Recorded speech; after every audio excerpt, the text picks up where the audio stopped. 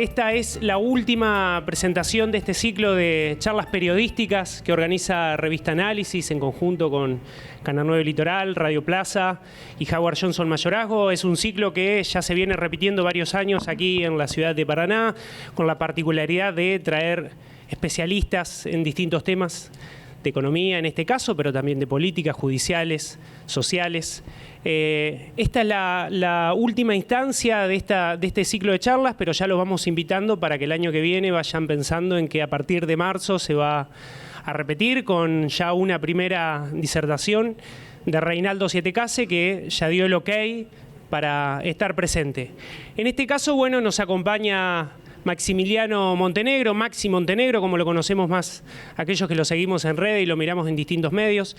Es licenciado en Economía, tiene la particularidad de que desde muy temprano se apegó mucho a los medios de comunicación y tiene experiencias, por supuesto, en radio, en televisión, en la parte también de la redacción como columnista, y ahora también un nuevo formato que es el streaming, un formato nuevo, novedoso, disruptivo, que él también tiene una propuesta en Ahora Play, que forma parte también del grupo y una propuesta que también dirige, que vaya también el aviso, simplemente para que lo sepan, también tiene nominaciones a los Martín Fierro en las categorías de streaming por 2 de los programas que forman parte también de la grilla de Ahora Play, es decir, un nuevo formato de periodístico que al mismo tiempo está ahí generando un poco de ruido a nivel nacional con temáticas que muchas veces en términos económicos no suelen ser tan pegadizas, digamos, con las nuevas tendencias, ¿no? Y en este caso creo que está llamando mucho la atención, creo que la Argentina tiene todo hoy en día como para que la gente se interese. Sin mucho más, los dejo con él para que trate un poco los temas que por supuesto a ustedes siempre les interesan. Ya han pasado las elecciones y al menos la cuestión política pareciera haberse despejado, lo electoral al menos, y ahora se vienen una serie de cambios, por lo menos bajado desde el gobierno nacional, que estaría bueno escucharlo por parte de él, cuál es un poco la perspectiva, por lo menos de aquellas variables principales que, por lo menos en el termómetro de la gente, aquel que es, muchos de ustedes son ciudadanos de acá de Paraná, son profesionales, son comerciantes, son ciudadanos en definitiva, que por supuesto las medidas del gobierno nacional, provincial y en general les terminan impactando.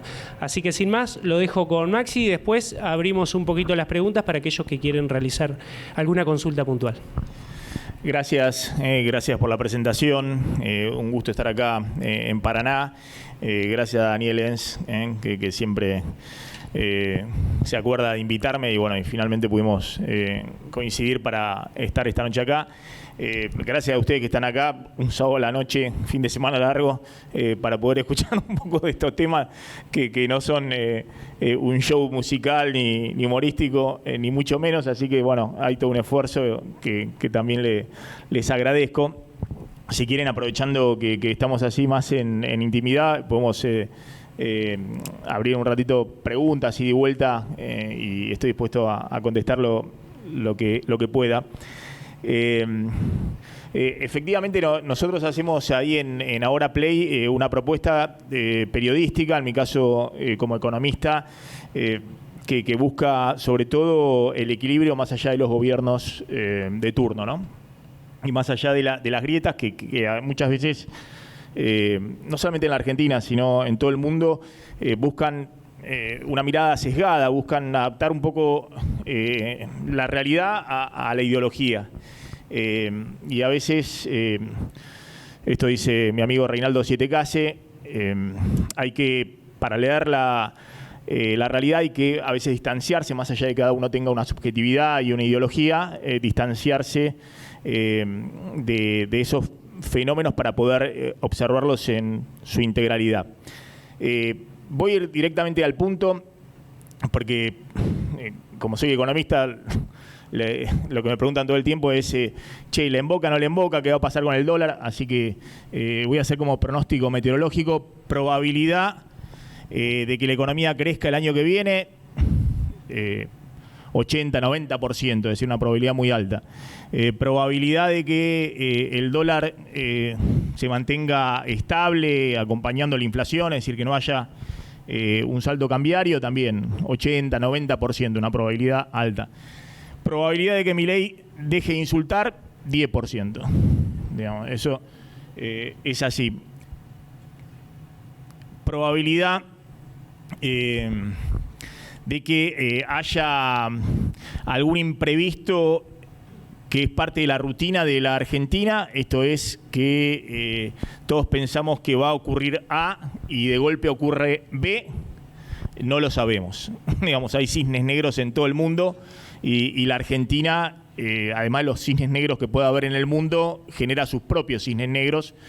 Y en general, si uno mira cualquier gobierno que llega en la Argentina, la probabilidad de que fracase es altísima. Digamos, la probabilidad de que ese gobierno termine en una crisis, pidiendo la toalla para llegar al final de mandato es altísimo. Y de hecho, por eso, fíjense lo que ha pasado con los últimos oficialismos, ¿no? Que no pudieron continuar. 2015, cambio de gobierno. 2019, pierde el oficialismo. 2023, pierde el oficialismo. Porque la crisis en la Argentina se ha vuelto efectivamente tan acelerada que ya no es solamente el pasado, el 2001, el 89, que pesan sobre los gobiernos, sino ya es el pasado más reciente, digamos, ¿no? Es que hay una probabilidad muy alta de que los gobiernos fracasen. Eso lo tienen en la mente la mayoría de la población o los agentes económicos, y eso condiciona las decisiones del gobierno de turno, cualquiera sea. Yo creo que este gobierno, Milei llega con un mensaje muy fuerte, que es la primera lección de la economía. ¿Saben cuál es la primera lección de la economía? Es el concepto de escasez. Nunca hay suficiente de algo para satisfacer a todos los que lo desean. Esa es la primera lección de la economía. De hecho, la definición de economía se basa en el concepto de la escasez. Y ¿saben cuál es la primera lección de la política? Acá y en todo el mundo, ignorar la primera lección de la economía. Milei llega con un mensaje en el momento justo, muy claro, que es: no hay plata. Es decir, que la política no ignore la primera lección de la economía. Uno puede discutir eso, por ejemplo, en Estados Unidos, pero es Estados Unidos, que tiene déficit fiscal y emisión monetaria, pero tiene una moneda y tiene financiamiento. Los norteamericanos tienen $1 billón en manos de extranjeros de todo el mundo, es decir, que los extranjeros financian al gobierno de Estados Unidos. Y 8 billones, estamos hablando de 10 PBI de la Argentina, de emisión de bonos del Tesoro de los Estados Unidos que compran los principales países del mundo y los guardan en sus reservas. Es decir, que Estados Unidos se puede dar el lujo, por lo menos transitoriamente, de ignorar la primera lección de la economía, como hacen en general todos los políticos, porque tiene financiamiento y tiene moneda. Y esa moneda la demanda todo el mundo y todo el mundo financia. ¿Cuál es el principal acreedor de Estados Unidos? El país que más bonos del Tesoro tiene y financia a Estados Unidos, China, en sus reservas. Pero Argentina, como ustedes saben, no es eso. Por eso, cuando en algún momento una expresidente decía, y bueno, ¿y por qué nosotros no podemos emitir? Miren, Estados Unidos emite. Bueno, no somos Estados Unidos. Tampoco somos Brasil, que tiene déficit fiscal y tiene una moneda y tiene financiamiento. Tampoco somos Chile, tampoco somos Perú, tampoco somos Uruguay, tampoco somos Colombia. Todos estos países, desde la pandemia, tienen déficit fiscal, pero claro, venían de 20 años consecutivos de estabilidad cambiaria, llenos de reservas en el Banco Central, reconstrucción de una moneda nacional y la posibilidad de acceder al financiamiento externo y en algunos casos, como en el caso de Brasil, doméstico. Es decir, los brasileños ahorran en reales. Entonces, ese mensaje que envía Milei para mí es clave, porque sintoniza en un momento histórico con la única chance que tiene la Argentina de algo muy elemental, que es ordenar su macroeconomía. Y ordenar la macroeconomía argentina es la condición necesaria ¿para qué? para poder gobernar. Ya no les estoy planteando para que haya inversiones, para que la Argentina pueda encontrar un camino de desarrollo, bla, bla, bla, bla, sino para que un gobierno pueda concluir un mandato y aspirar tal vez a un segundo mandato. Lo que hemos visto en la dinámica de crisis de los últimos 10 años es que los oficialismos llegaban al final de su mandato tirando la toalla y denunciando movimientos destituyentes. Le pasó a Cristina del 2013 cuando pierde con Massa, le pasó a Macri desde el 2018 cuando se les desbandan todas las variables, le pasó a Alberto Fernández después de la pandemia y después de la fiesta en Olivos. Entonces, ordenar la macro, que lo han podido hacer todos los países de la región menos Venezuela, es lo que plantea la posibilidad de que en la Argentina pueda haber alternancia política de gobiernos que puedan ofrecer más liberalismo, más intervencionismo, lo que sea, pero que puedan gobernar. Lo que quedó de manera muy patente en el último gobierno, y fue una novedad, es que por primera vez el peronismo, la sensación de la sociedad no era lo que discuten los canales de televisión de la causa de Cristina, sino que estos no saben cómo carajo hacer para llegar a fin de gobierno. Pues se les disparó la inflación arriba del 200%, se quedaron sin reservas en el Banco Central, pese a que tuvieron 2 años consecutivos de superávit comercial, 35.000 millones de dólares, una transferencia fenomenal de esos dólares al sector empresario, licuación absoluta de los salarios reales, rentas extraordinarias por parte de los sectores de transables, aquellos que accedían al dólar oficial cuando tenías 3 veces más alto el dólar paralelo,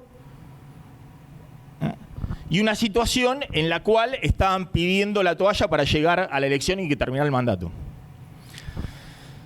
Y ordenar la macro no significa que este gobierno tenga que ser necesariamente bueno. Todavía no sabemos si Milei va a lograr ordenar la macro o no, o si va a fracasar como han fracasado en otros procesos de estabilización, distintos intentos, el plan austral en el 85, el plan de convertibilidad en el 91. Y no significa que un gobierno pueda ser bueno o malo, significa que esa es su prioridad y esa es su asignación. ¿Saben quién ordenó la macro en Perú? Por eso todos hablan del modelo peruano. Ahora a mí me da mucha gracia, porque dice, che, pero Perú, hay una distribución de ingresos pésima, pasan 5 gobiernos distintos en 2 años, denuncia de corrupción, lo que sea. Sí, pero la inflación es 3%, están llenos de reservas en el Banco Central, y bueno, tienen malos gobernantes.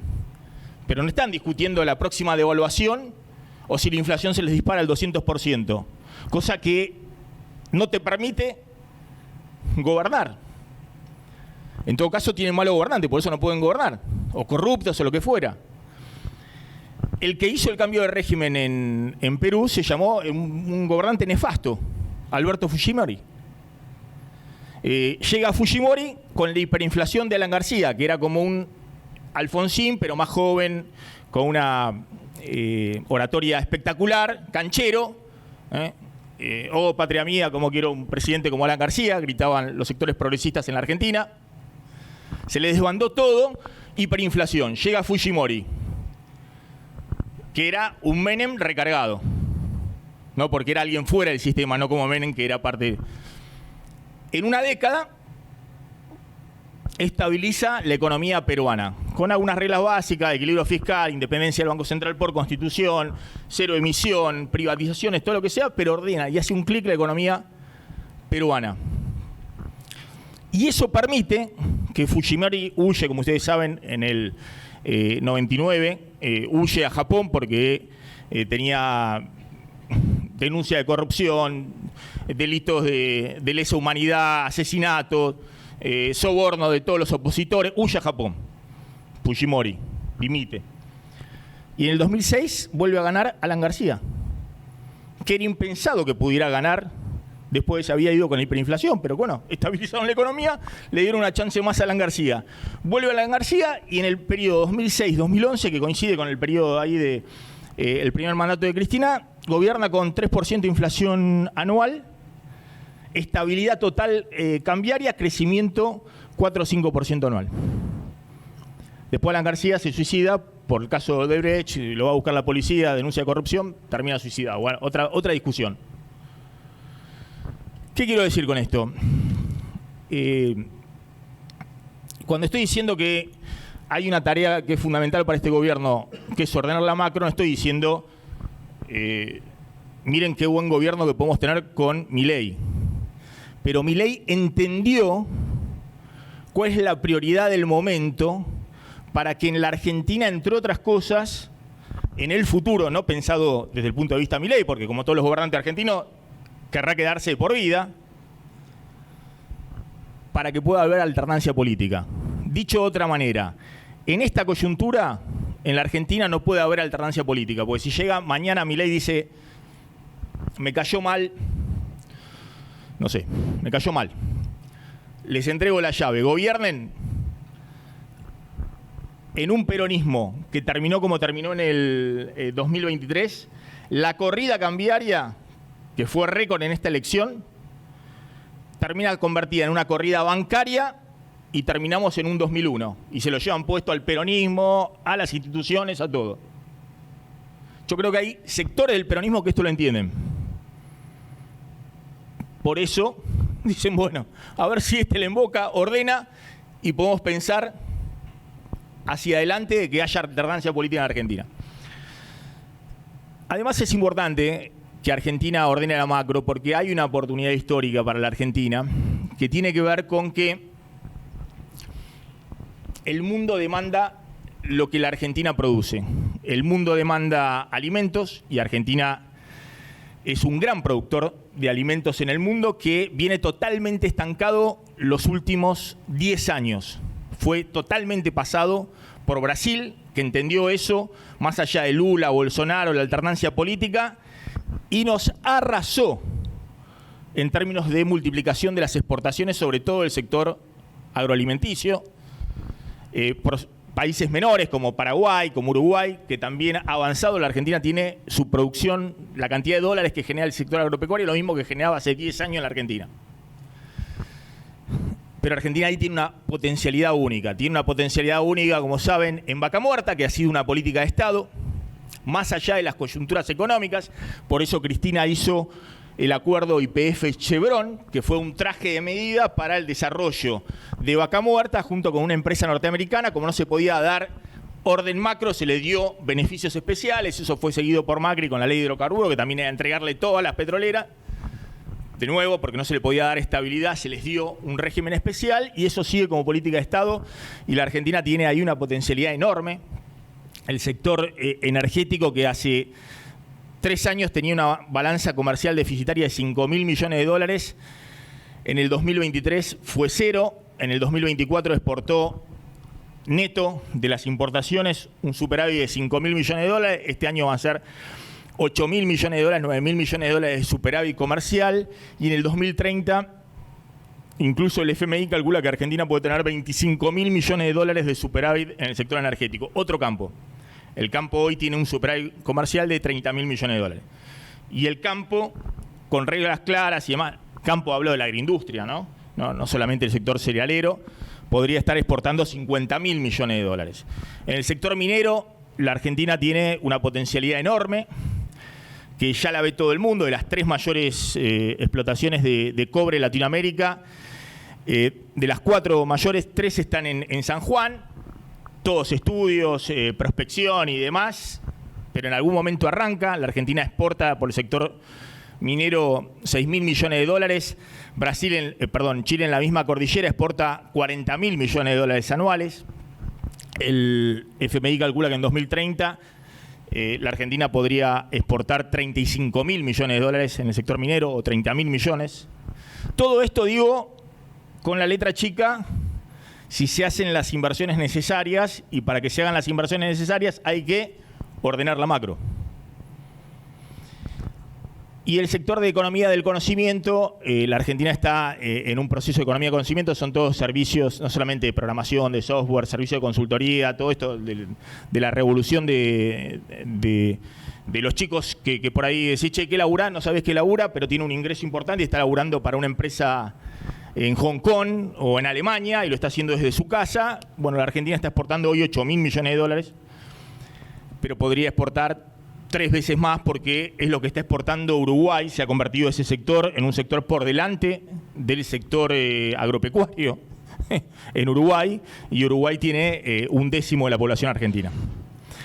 Entonces, lo que quiero plantearles es que la Argentina efectivamente tiene hacia adelante una potencialidad enorme para levantar la restricción habitual que es la falta de dólares. Es decir, en la Argentina, si se ordena la macro, se hacen las inversiones y se da lo que todo el mundo dice que se puede dar en la Argentina, va a haber muchos dólares. Y eso va a plantear otra discusión hacia adelante, que es una discusión, si se quiere, más profunda, que es, bueno, ¿qué tipo de economía va a tener la Argentina? Porque la Argentina genera mucho empleo en sectores que son muy deficitarios en generación de dólares, es decir, gastan más dólares de los que generan. Doy un ejemplo: cuando se venden 1 millón de autos en el mercado local argentino, tenemos un déficit comercial del sector automotriz más autopartista de 10.000 millones de dólares. O cuando tenemos un boom de ventas de electrodomésticos o de bienes durables locales, tenemos por ese sector un déficit comercial de 5.000 millones de dólares. Lo vimos en el 2013 con Cristina, lo vimos en el 2017 con Macri. Entonces, siempre se da toda una discusión respecto a si la Argentina debe tener o no esos sectores productivos. Yo creo que sí. Yo creo que la Argentina no puede ser Uruguay, no puede ser Chile, no puede ser Perú, porque la Argentina, junto con Brasil y México, son los 3 países que tienen una economía industrial muy diversificada. Por ejemplo, la Argentina decidió desarrollar en la década del 50 y del 60 todo el sector de bienes de insumo difundidos, los Roca en siderurgia, la familia Madanes en aluminio, y después toda la industria automotriz montada sobre eso, la metalmecánica, una industria textil muy, muy importante, de aparatos eléctricos, de plásticos, de caucho. Argentina tiene una diversificación enorme en su entramado industrial. Eso no existe en Perú, no existe en Chile, no existe en Uruguay. Por eso, si la Argentina va a futuro a tener muchos dólares, con lo cual puede llegar a tener un tipo de cambio bajo, una Argentina cara en dólares y muy abierta al mundo, en un mundo que hoy usa mucho la política industrial, porque saben que si no, China arrasa. El problema no es Estados Unidos, el problema es China. No hay forma de competir en el sector manufacturero con China. No lo puede hacer Estados Unidos, por eso Trump, con una visión geoestratégica, lo que le está importando a Trump es quién domina militarmente al mundo, e imagina lo que fue la Segunda Guerra Mundial.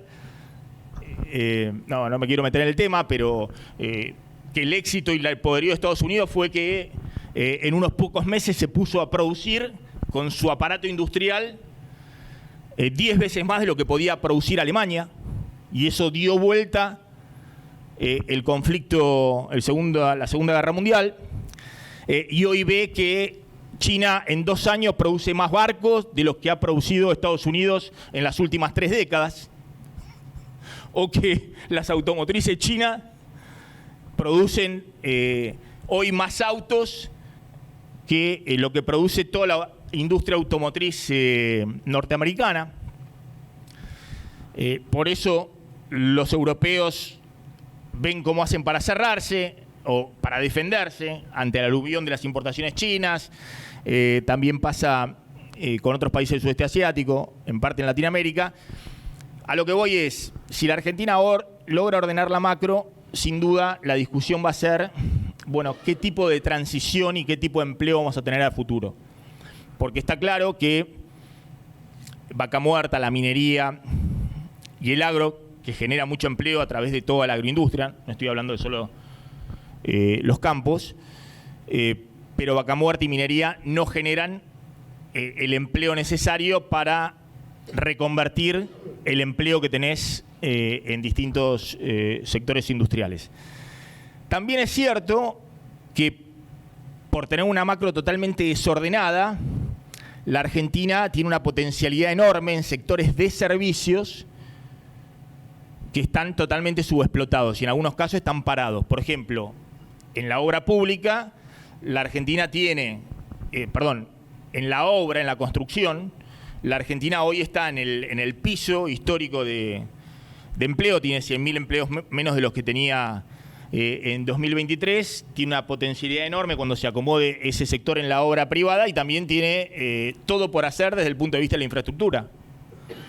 Es decir, uno ve los países que han tenido éxito en el mundo de desarrollo reciente, ni qué hablar China, y no solamente ha sido el boom de exportaciones manufactureras o en algunos casos de agroindustria o basados en ciertos recursos naturales con ventajas comparativas, sino también en el desarrollo de infraestructura básica. Argentina tiene una potencialidad enorme, como les decía, en el sector turístico, que también está totalmente subexplotado respecto a otros países similares, incluso de la región. Tiene una potencialidad enorme, como les decía, en la economía de conocimiento, en un montón de sectores de servicios donde efectivamente ahí puede haber una relocalización de empleo importante. Pero vuelvo y rebobino, y en todo caso abrimos a las preguntas. Yo creo que no es menor el capítulo de ordenar la macro. De estabilizar definitivamente la economía argentina, y me parece que el gobierno tiene todavía capítulos abiertos respecto al rumbo de la política económica en este proceso de estabilizar la macro, pero ha dado un paso muy importante después de la elección, que fue un paso que yo planteaba que era absolutamente necesario. No sé si es por presión de Estados Unidos, del establishment económico o por propia conciencia, que es el paso de generar consenso respecto a ciertas reglas de juego básicas. Y eso es muy importante porque, más allá de lo que yo les planteé, que Fujimori había sido, Fujimori hizo una reforma constitucional para poner en la Constitución la independencia del Banco Central. Es decir, hubo en todos los jugadores económicos en su momento, y por eso digo, llegó Alan García y respetó esas reglas, cierto respeto de algunas reglas de juego de cómo funciona la economía. Y eso no significa que te quedes atado de pies y manos después para poder, si llega otro gobierno, poder hacer política sectorial, política industrial, que yo creo que es necesaria, porque uno ve los casos exitosos de desarrollo reciente, ni qué decir sudeste asiático, donde hubo una intervención estatal enorme. Pero no se puede hacer política sectorial o política industrial o política de lo que sea en medio de la macro totalmente desbandada. El gobierno anterior no hizo política sectorial. Dejo de lado los casos de corrupción, dejo de lado las denuncias, dejo de lado la transferencia de ingresos que ocurre cuando vos tenés un dólar que era un ubita y al cual solo accedían los importadores y tenías el paralelo dos veces y media más caro.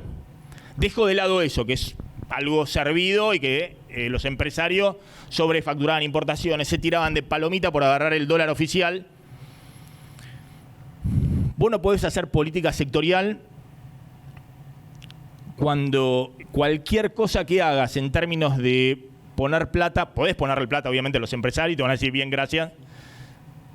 Y de hecho, los empresarios, no del sector servicios, no de estos sectores, digamos, turístico, no del sector el servicio público, no del sector de servicios privados, sino los empresarios industriales del sector de bienes tuvieron rentabilidades extraordinarias.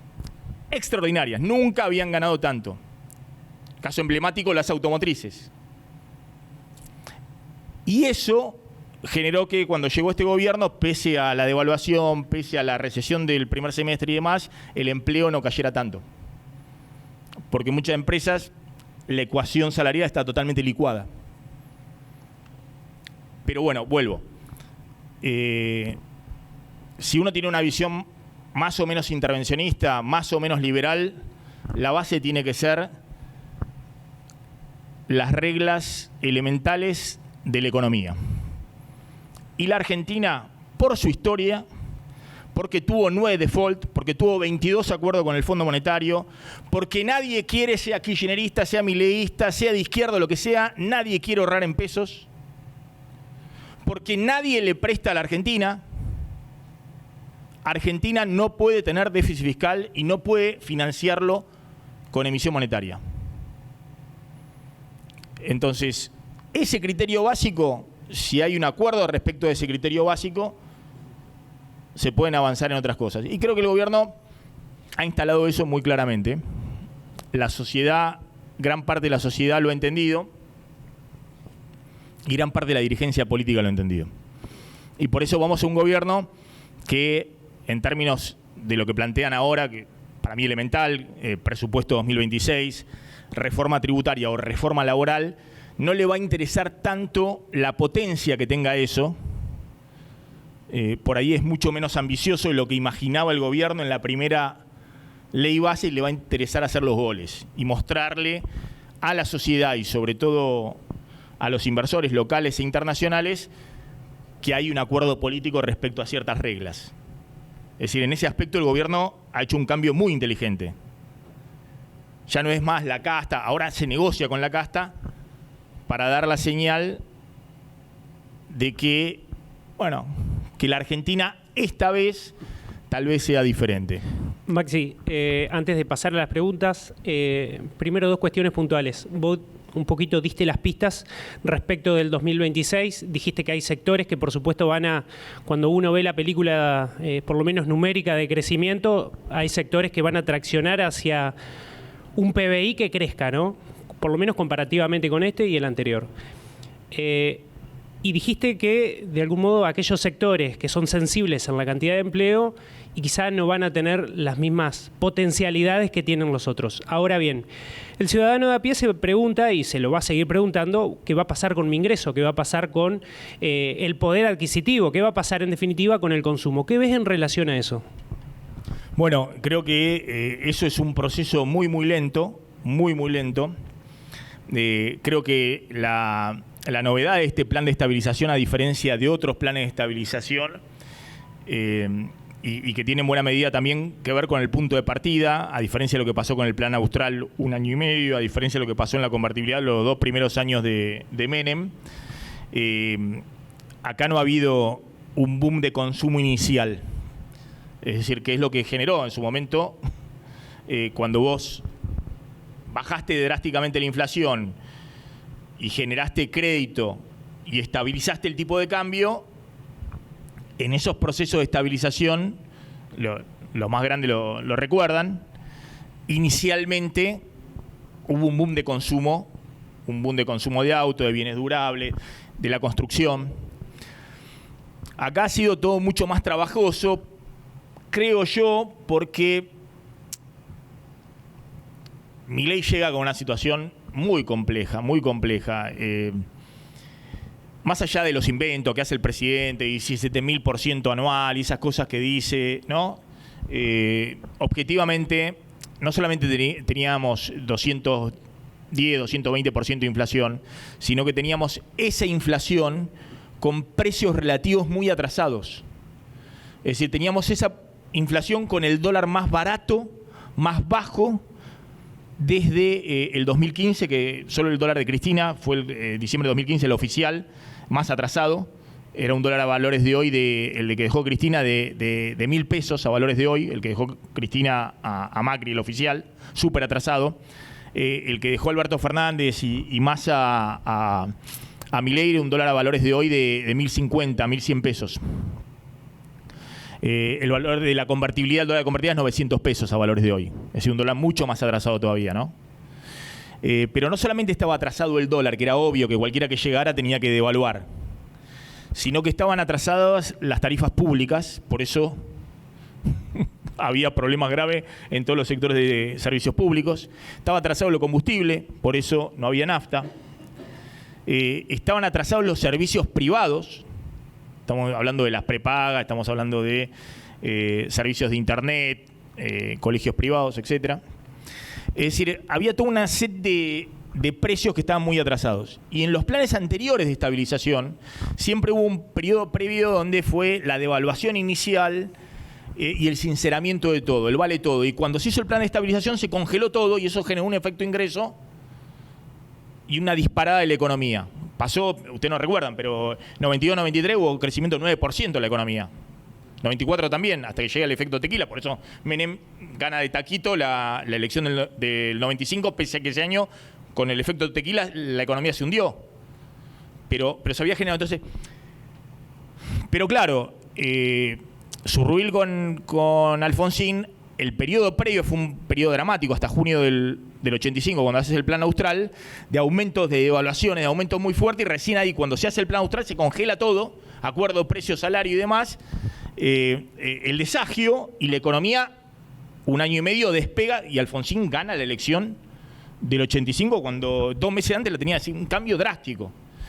Menem, cuando pone la convertibilidad con Cavallo, también pasa y se queda después de 10 años, ¿no? Pero antes de Cavallo había estado el plan Bonex, y el año 90 fue un año de sinceramiento terrible con Herman González. Y Milei llega sin poder político y tiene que hacer todo junto, tiene que sincerar y estabilizar al mismo tiempo. Y bueno, y por eso lo que hemos visto, que fue un proceso muy tortuoso, porque no es que en un momento dice, los otros cuando hicieron el plan de estabilización ya habían sincerado antes, y cuando hacen el plan de estabilización es un éxito total, la inflación baja más rápido, el consumo despega. Acá por lo tanto ves más dificultades para 2026. Entonces, por eso, venimos de un proceso más tortuoso, donde todo el proceso es mucho más lento, y por eso hubo un derrumbe del salario real y sobre todo de las jubilaciones, porque fue gran parte del ajuste fiscal, fue la licuación de los jubilados, enorme en el primer trimestre del 2024. Después hubo una recuperación, y después esa recuperación salarial, en términos reales, de jubilaciones y demás, medio que se estancó. Lo que apuesta el gobierno, y apostaba, era que este año mismo siguiera lentamente esa recuperación y que empezaran a emprenderse, junto con el crédito, motores de la economía que todavía están apagados, por ejemplo, la construcción privada. Yo creo que si el gobierno logra reandar este camino de estabilidad económica, después de lo que fue una corrida cambiaria monumental en el periodo electoral, efectivamente ese proceso muy lento de recuperación del salario real y de los ingresos reales se tiene que empezar a visualizar, y sobre todo tienen que empezar a encenderse algunos motores que están apagados, por ejemplo la construcción, en cierta medida la obra pública, que va a haber más obra pública el año pasado, pero obviamente todavía está en niveles históricamente bajos, niveles 2002. Entonces veo un proceso que si se consolida esta estabilidad, ese proceso va a ser lento, pero efectivamente el gobierno tiene chance de que el año que viene la economía crezca y que ese proceso vaya acompañando. Muy breve, antes de que ya demos paso a las preguntas. Mencionaste reforma laboral, es un tema muy sensible también, sobre todo para aquellos sectores que se preguntan qué va a pasar, por lo menos los que ya tienen el empleo seguro. Están del otro lado aquellos que dicen, bueno, pero es necesario, sobre todo para las pymes, que piensan 2, 3, 4 veces si crean empleo al mismo tiempo, ¿no? Se generan esas tensiones. Ahora bien, con esta perspectiva hacia 2026, ¿crees que eventualmente que salga algún tipo de reforma? Aparentemente puede llegar a ser más light, por lo menos respecto de las pretensiones. ¿Pero le ves que en este plan de estabilización sirve una reforma laboral para realmente generar empleo? ¿O lo ves todavía dificultoso y que va a llevar tiempo realmente generar ese empleo registrado que todavía, por lo menos desde hace 10 años, no se ve en la Argentina? No, yo creo que el tema de la reforma laboral, como la reforma impositiva y todas esas cosas, que la Argentina tiene que adaptar algunas cosas y dar algunas señales, y hay creo que un consenso en todos los sectores, incluidos sectores sindicales respecto a esto, no te resuelven los problemas macro, digamos. Si la economía no crece, el empleo no se va a generar, y en los 90 hubo flexibilización laboral a full y el estallido, digamos, de la precarización del empleo, pero de que la economía entró en un proceso proceso recesivo entre entre el 97 y el 2001, no importaba, digamos, es de segundo orden. Creo que eso es importante para el gobierno, dar señales de que está avanzando en algunos cambios institucionales, pero no creo que eso sea lo relevante en términos de generación de empleo en el corto plazo. Sí creo que el gobierno tiene que tener cuidado en esta transición de la apertura comercial y la secuencia de la apertura comercial en un proceso de estabilización macro. Porque si vos acelerás la apertura comercial, bueno, estás poniendo en riesgo, y de hecho está ocurriendo, a sectores que son intensivos en empleo, que están... que no pueden competir. Claro, que están en una situación muy compleja, porque esta es una economía que va a una transición. El dólar ahora a 1.450 o 1.500 no es lo mismo que el dólar a 1.000. El dólar a 1.000 era una cosa ridícula, que solo podía estar en la imaginación del presidente, digamos, de que la economía podía funcionar con un dólar a 1.000 pesos, porque con ese dólar a 1.000 pesos la economía argentina era carísima en dólares.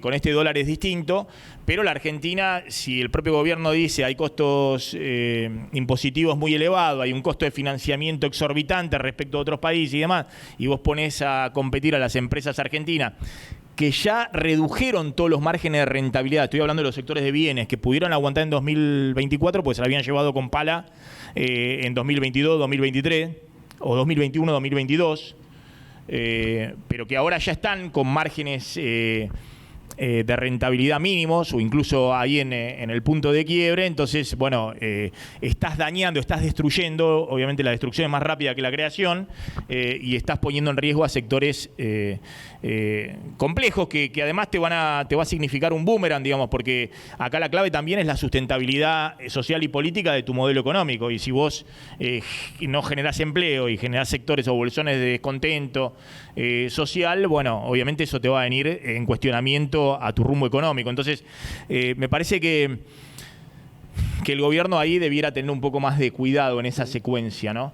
Por ejemplo, el último mes en octubre, precios mayoristas, que son los precios salidos de fábrica o los precios de importación, porque viene directamente del importador y vende al mercado mayorista, o el precio de salida de fábrica, los precios de importación cayeron 1,5%. ¿Y por qué cayeron 1,5% si el dólar subió en octubre? Estuvimos en medio de la corrida de... Y bueno, porque había en el sector de marroquinería, había hace un año y medio 600 quit importadores y ahora hay 1.800. Y en el sector de textiles ahí había 2.000 y ahora hay 14.000 quit importadores. Y así puedo seguir en otros sectores donde la señal fue, vamos que el momento es la importación, y ahí hay una sobreoferta tan grande que se están hasta clavando los propios importadores. Digamos, hay gente que ha traído los containers de China y después terminan rematando los precios porque hay una sobreoferta muy grande. Eso te puede ayudar en la coyuntura, qué sé yo, a mantener a raya un poquito más la importación, pero te genera un problema muy grande desde el punto de vista del empleo en sectores sensibles. Sumado a que China está con una deflación de precios de exportación. Es decir, porque como Trump le metió aranceles de 50%, los chinos tuvieron que ajustar los precios para poder seguir entrando en el mercado norteamericano o desviar a través de terceros países entrar en el mercado norteamericano, y meten todos los excedentes más baratos de lo que exportaban antes en otros países del mundo. Entonces nosotros estamos abriendo cuando los chinos están bajando sus precios, tienen deflación de precios de exportación.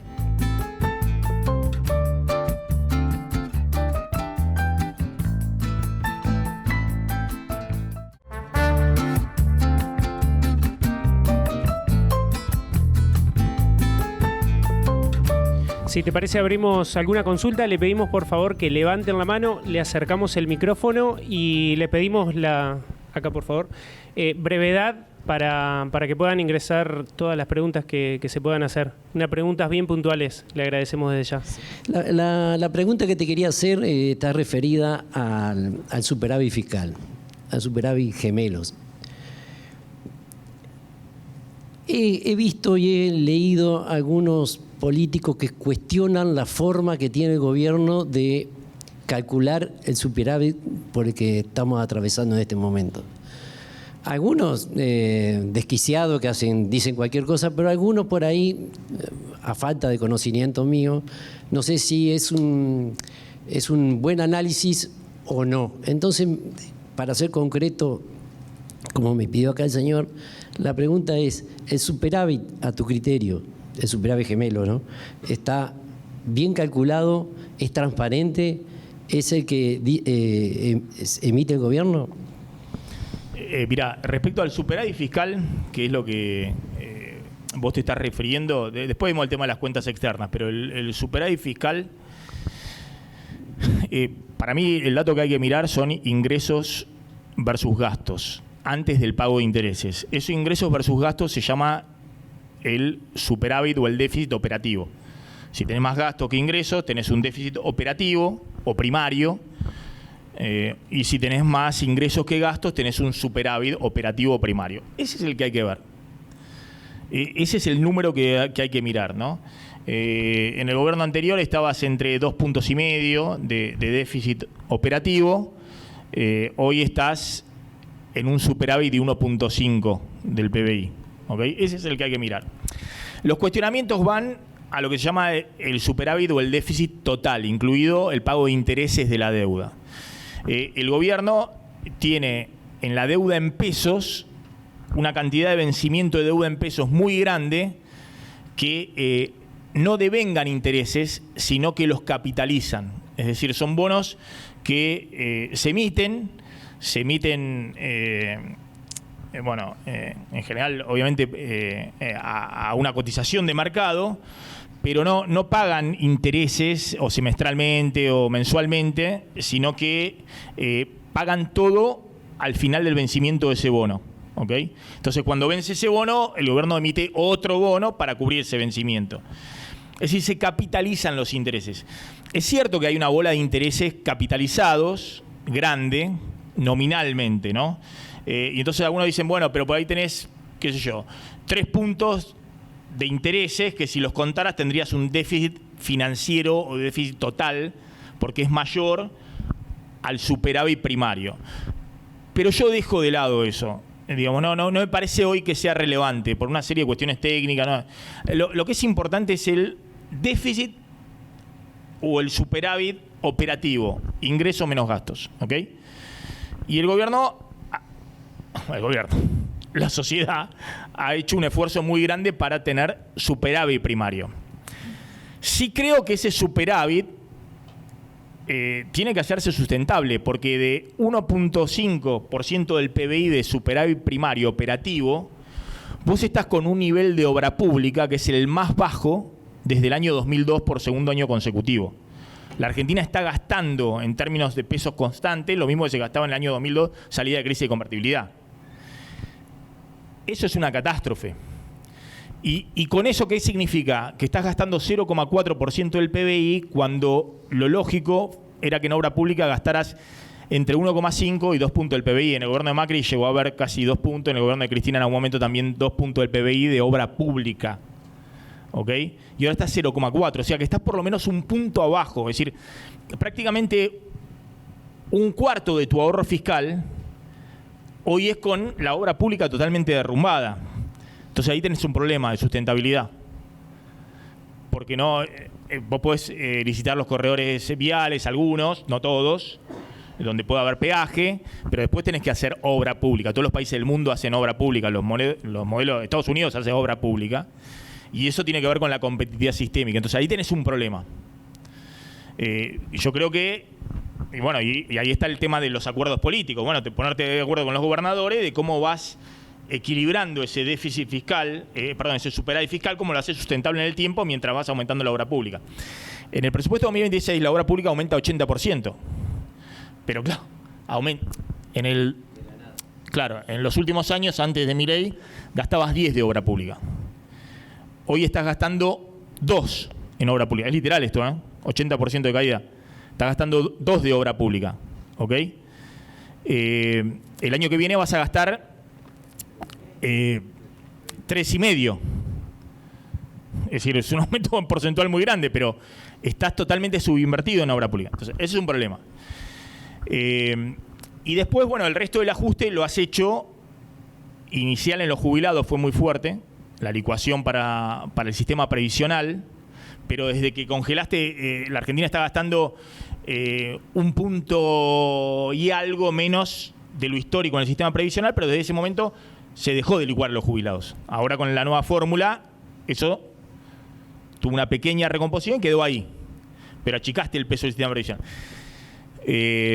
Seguís achicando subsidios energéticos, fundamentalmente y en menor medida transporte, que eran como 2 puntos del PBI, o 2,5 puntos en algún momento, y eso está en una reducción. Por eso las tarifas públicas van por arriba de la inflación todavía, y por eso la inflación no termina de bajar del 2%, porque todavía está recomodando. Y sí seguís derrumbado los salarios públicos. Los salarios públicos están 20 puntos abajo de lo que era noviembre de 2023, y aparte en el plantel estatal estás 60.000 empleos menos del sector público estatal nacional. Pese a eso, no ha habido, como en los 90, una convulsión de protestas y demás. Yo creo que ahí también tenía que ver, bueno, con todo lo que saben que pasó, digamos, pero creo que ahora para adelante y tenés que sofisticar el ajuste, ya no va más la motosierra. Porque todos los países del mundo esto no existe, el tema del libertario, que no, el Estado no existe, digamos. Porque si no existe el Estado, no me vengas a hinchar el año que viene cuando venga la FIPA o ARCA a reforzar los controles, porque se lo está pidiendo el FMI y Washington, está diciendo, bueno, ya está. Ahora vamos a buscar, estas van a ser la regla no de reforma impositiva, pero el que no paga, como en los 90, ¿se acuerdan?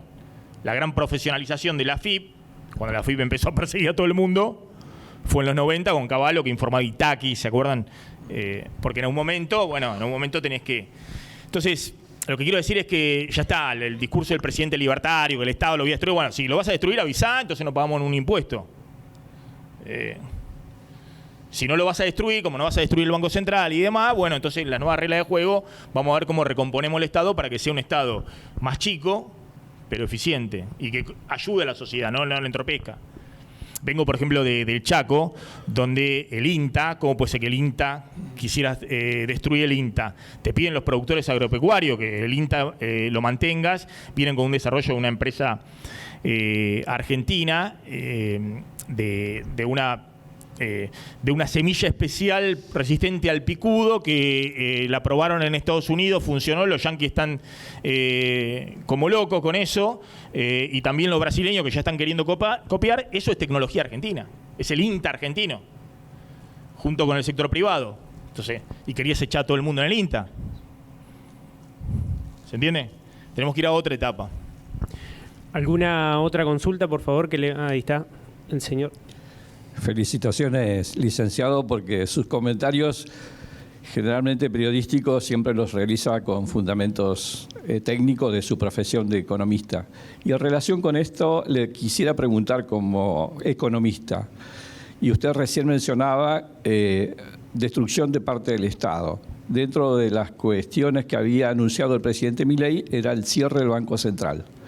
¿Cuál es, y además de todas las economías que usted mencionó, economías latinoamericanas, el Banco Central en estas economías, Colombia, Perú, Chile, el Banco Central cumple un rol muy importante en la economía?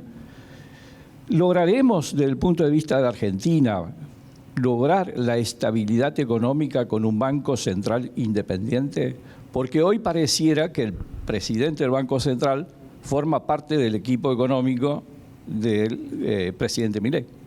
Quisiera conocer su apreciación. Está muy bien la pregunta, coincido con eso. Más allá de este periodo de emergencia, en algún momento la Argentina tiene que dar una señal. Estados Unidos, porque Trump no le puede echar a Powell de la Reserva Federal. Hoy se brotó Trump y dijo que lo va a sacar a patadas en el culo, que tiene problemas mentales, está diciendo al presidente de la Reserva Federal. Pero bueno, Estados Unidos tiene el crédito que tiene, todo el mundo acepta el dólar, porque tiene su historia también de instituciones, ¿no? De más de 200 años del dólar sin un solo default. Entonces, sí, coincido, para adelante parte de las instituciones tiene que ver con eso, con tener un banco central que sea respetado, independiente, profesional. yo tenía un amigo que decía algo muy cierto, que el capitalismo, más allá de que uno tenga la visión libertaria de Milei, la moneda es un acuerdo social básico, es como el lenguaje. Es decir, no hay otro acuerdo social, así como nosotros nos comunicamos en este momento, que la moneda, sobre todo desde que las monedas son monedas fiat, es decir, son monedas que son un papel con un prócer o un animalito estampado ahí y que no tienen ningún valor intrínseco. Es decir, el único valor que tienen es el acuerdo social que todos le damos a esa moneda. Y entonces uno dice, ¿cómo puede ser que uno ve la historia argentina y un dólar, si uno lo compara, no sé, 40 años atrás, cuánto valía un peso ley, pongamos, y un dólar, y hoy lo trae a valores de hoy, y es toneladas y toneladas de papel, la moneda argentina, frente a un dólar? Pese a que el dólar ha tenido también su depreciación o pérdida de poder adquisitivo por la inflación. Y la explicación es que detrás de eso, y bueno, están las instituciones. Y obviamente Estados Unidos tiene esa historia, tiene el poderío militar, la economía más grande o la segunda más grande del planeta, bueno, todo lo que quieran. Pero los países latinoamericanos en los últimos 25 años de la crisis del 2000, que golpeó a todos, reconstituyeron sus monedas, ese acuerdo social básico. Que podemos ser más comunistas, más libertarios, lo que fuera, más Lula, más Bolsonaro, más Boric, más Piñera, pero tienen moneda. Entonces, y para eso coincido, todos tienen una institución que se llama Banco Central. Todos esos países que estabilizaron tienen Banco Central, tienen moneda. Y es más, fueron un proceso de desdolarización. Uno mide los sistemas financieros de Perú, de Chile, y estaban mucho más dolarizados. La gente ahorraba mucho más en dólar en el 99-2000 que ahora. Entonces fueron a fortalecer sus monedas. Obviamente ni qué decir Brasil, que también estaba en ese proceso. Entonces, la única forma que se podría cerrar el Banco Central argentino es que Estados Unidos, que lo ha llevado a UPA al presidente a ganar la elección y que lo arropa, acepte que somos como la Unión Europea, con un Banco Central que sea la Fed y que sea el prestamista de última instancia de la Argentina, y cerramos el Banco Central y lo manejan de allá. Pero en Estados Unidos dicen, no, gracias. Ya con la ayuda que te dimos es suficiente. Uno ve las declaraciones de Scott Bessent y las declaraciones que ahora hace Trump y se van. La ayuda es total, es incondicional, o por lo menos hay un objetivo geoestratégico y Milei supo sintonizar ese momento, y la verdad que se hace mucho más fácil estabilizar la economía con semejante respaldo. Pero Estados Unidos no va a aceptar, digamos, directamente que dolaricemos, ¿no? y que ellos sean los proveedores de los dólares. Hablaba de Estados Unidos y la ayuda a Milei, que lo arropó y lo trajo a UPA para que gane. ¿A cambio de qué? ¿De nada? No me la creo. ¿A cambio de qué es la ayuda de Estados Unidos? ¿De nuestras tierras? ¿De nuestros recursos naturales? ¿De agua dulce? ¿A cambio de qué? Porque Trump no es una persona que va a hacer una ayuda sin pedir algo a cambio de un lugar como es nuestra tierra, que tenemos todos los climas, que tenemos mucha riqueza, la mencionabas vos hoy. Y la verdad que es preocupante, y tal vez algunos no se han puesto a pensar esto. ¿A cambio de qué es la ayuda de Trump? Sí, lo que yo quiero poner en perspectiva es esto, ¿no? La Argentina hace mucho tiempo que está de rodillas por este desmanejo de su economía. De rodillas significa de rodillas.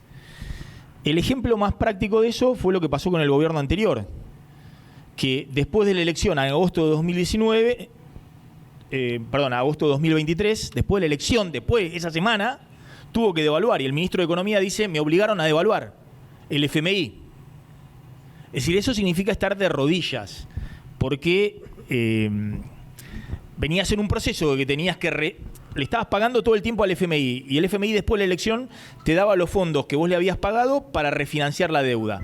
Y para pagarle hubo que ir a buscarle a los chinos, que te activaron el swap de moneda por $5.000 millones, hubo que buscar a la Corporación Financiera Internacional, a los árabes, y la Argentina de rodillas. Yo nunca vi una cosa tan impresionante.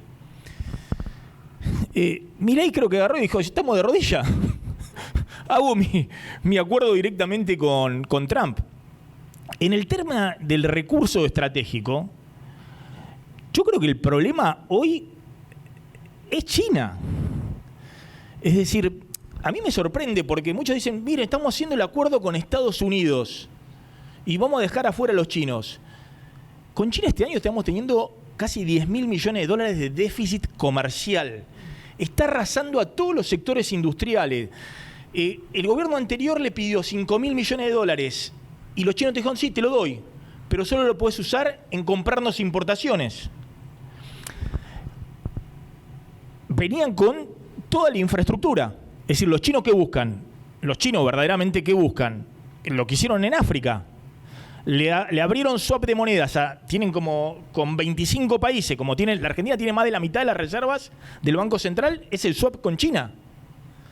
Y a cambio le piden la infraestructura y los recursos en los sectores estratégicos, porque China necesita esos insumos para desarrollarse. Entonces, yo creo que la Argentina está en una situación de debilidad justamente porque llegó con una macro tan desordenada que los gobiernos, ya sea con China o con Estados Unidos, están desesperados por cualquier cosa. Tiramos una soga para poder estabilizar. En el caso de Estados Unidos en particular,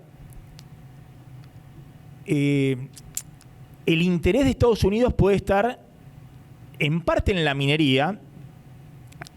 También es cierto que la Argentina tiene toda una explotación de litio, que si Estados Unidos no nos compra, nos metemos el litio y todas las inversiones y no hacemos nada con el litio. Entonces, Argentina necesita que el litio pueda entrar a Estados Unidos.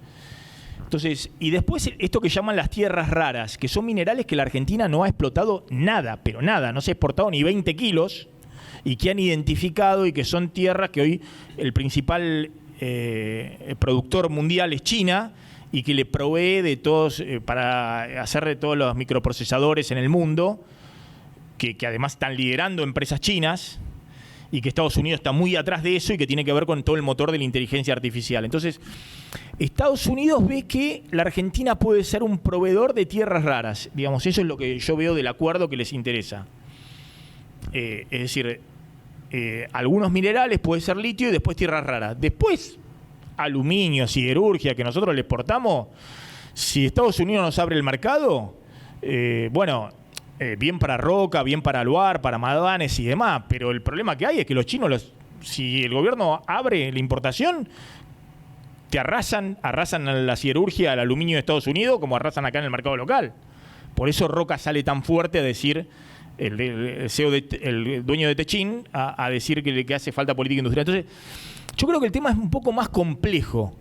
La Argentina hace rato que viene de rodillas con el mundo. Yo veo un avance de los chinos que es arrollador. Y los chinos, está claro que tienen una política mucho más inteligente que Trump, ¿no? Que parece un payaso y que te dice todas las cosas en público, ¿no? Así abiertamente.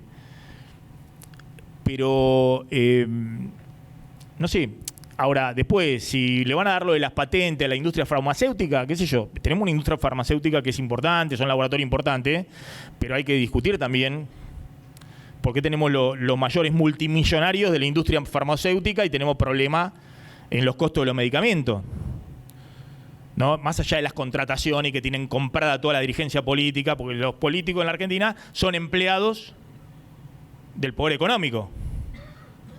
Entonces, lo que quiero decir es que el tema es más complejo. Es complejo. Cuando preguntamos, yo el acuerdo que veo, digo, y bueno, ¿y el acuerdo? ¿Qué me voy a preocupar por Estados Unidos de los sectores industriales? Es más, hay muchos sectores industriales estos pymes de sectores metalmecánica, los que están acá con las textiles, bueno, que son activistas ahora en la Unión Industrial, que dicen, agarrémonos del acuerdo con Estados Unidos, que quiere frenar a los chinos, a ver si podemos frenar importaciones chinas. Porque en el acuerdo dice que la Argentina puede llegar a prohibir importaciones que no vengan de trabajo con las leyes internacionales o que vengan con subsidios y demás. Yo creo que hoy los que están generando un estropicio son los chinos. Y lo están generando entre la debilidad del gobierno anterior, que también tuvo 9.000 millones de dólares de déficit comercial con China en el 2023. Este año vamos a igualar o superar. El dogmatismo ideológico de este gobierno, es decir, abro porque quiero el mundo libre. Y los chinos dijeron, bárbaro, acá hay un libertario que quiere el mundo libre. Los chinos son los libertarios en el mundo. Son comunistas, pero son los libertarios. Quieren que todo el mundo se abra y que cero arancel en todo el mundo. Porque arrasan. Entonces, y el tema de los recursos naturales, bueno, veremos. Esa es una discusión, pero en esa discusión no es solamente Estados Unidos lo que quiero poner sobre la mesa. Y yo veo que Estados Unidos va a llegar muy atrás respecto a lo que de lo que puede llegar China. Entonces, es complejo. La Argentina tiene que navegar en un acuerdo político que incluya estas discusiones también, entre toda la dirigencia política. Porque ¿cuál es la diferencia de estar entregado con China que con Estados Unidos? Entonces, me parece que es una discusión interesante a futuro, si salimos de la coyuntura, que todos están desesperados y hacen políticas que deben ser de largo plazo pensando en si me salvo el próximo mes. Porque cuando el gobierno anterior va a buscar el acuerdo de los 5.000 millones que le den los chinos era porque no llegaba a la elección. Eran 30 días que necesitaba. Y así no se hace política en largo plazo. Y bueno, también es cierto, cuando Milei va a buscar el acuerdo ahora con Estados Unidos, si no, no llegaba a la elección. Y es lógico entenderlo desde el punto de vista del gobernante, que dice, bueno, tengo que gobernar, si no, esta Argentina es indomable, me llevan puesto. Pero creo que cuando superemos esta coyuntura, sí, creo que hay una agenda interesante para discutir con todos los sectores políticos.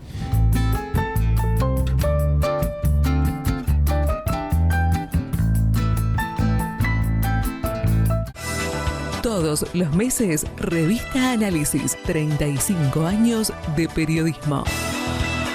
Revista Análisis, la verdad siempre. Fue el crimen que más conmovió al poder político y judicial de Entre Ríos desde la recuperación de la democracia. Hubo 2 juicios, 2 condenados a perpetua y demasiados interrogantes. Crimen por encargo. Los secretos del asesinato del escribano Calero. El nuevo libro de Daniel Enz. Próximamente en librerías y kioscos de Entre Ríos y Santa Fe.